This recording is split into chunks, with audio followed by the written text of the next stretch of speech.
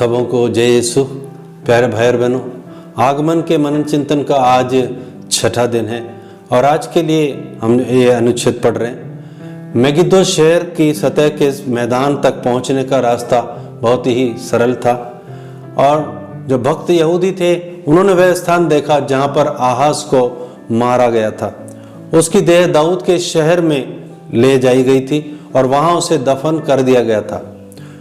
और वहां पर उन्होंने राजा दाऊद के बारे में श्रद्धापूर्वक बातें की और कारवां के व्यापारीगण उस शहर में खरीदारी के लिए चले गए। जोसेफ और मरियम ने इस अवसर पर आराम किया जिसकी उन्होंने सख्त जरूरत थी। वे अपनी संगत के साथ थे और उन्होंने दाऊद के भजन गाते हुए प्रभु की स्तुति की और सुलेमान की सूक्तियां भी याद करते हुए ईश्वर को धन्यवाद दिया। वे ईश्वर और उसके विधान के लिए बहुत ही कृतज्ञ थे। आइए हम अपने व्यक्तिगत जीवन के लिए इनके बारे में कुछ मनन चिंतन करेंगे। पहला बिंदु है, क्या मैं कृतज्ञ इंसान हूं? मरियम की धन्यवादिता इस प्रकार थी लूकस 1:49 के अनुसार, क्योंकि सर्वशक्तिमान ने मेरे लिए महान कार्य किए हैं, पवित्र है उसका नाम। आज मैं एकांत स्थान में जाकर के प्रार्थना पूर्वक बैठकर ईश्वर को मेरे जन्म से लेकर आज तक ईश्वर ने जो भी मेरे लिए महान कार्य किए हैं उसके लिए उनको धन्यवाद करूंगा। यह मेरी व्यक्तिगत रूप से मेरी एक धन्यवाद की प्रार्थना होगी।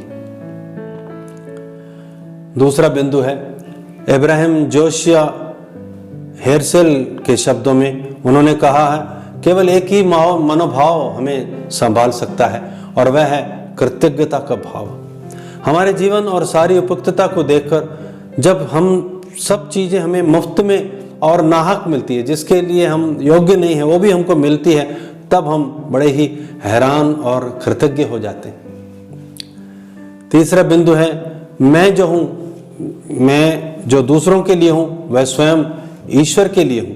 जैसा कि मत्ती 25:40 में प्रभु का वचन कहता है, तुमने मेरे भाइयों में से किसी एक के लिए, चाहे वह कितना ही छोटा क्यों न हो, जो कुछ किया वह तुमने मेरे लिए किया। मैं प्रत्येक को जो मेरी सहायता करता है प्रसन्नता से और प्रकट रूप से कहूंगा, आपको धन्यवाद। मैं दूसरी भाषाओं में भी धन्यवाद प्रकट करना सीखूंगा ताकि मैं उनकी मातृभाषा में आभार प्रकट कर सकूं। चौथा बिंदु, संत बेसल के शब्दों में, जो कलीसिया के डॉक्टर कहलाते हैं, वो कहते हैं, मेरी मृत्यु के बाद जब मैं ईश्वर के सम्मुख उपस्थित होऊंगा तो मैं केवल एक ही शब्द कहूंगा, धन्यवाद प्रभु। इस शब्द का अर्थ वो कहते हैं कि इस शब्द को जीने के लिए हमें अनंतता का समय चाहिए। आइए प्यारे भाई बहनों, एक पल आंखें बंद करते हुए पवित्र आत्मा से प्रार्थना करें और इन सब बिंदुओं पर मनन चिंतन को गहराई से करने के लिए और अपने जीवन में आत्मसात करने के लिए प्रभु हमारी मदद करे। आमीन। सबों को धन्यवाद। जय यीशु।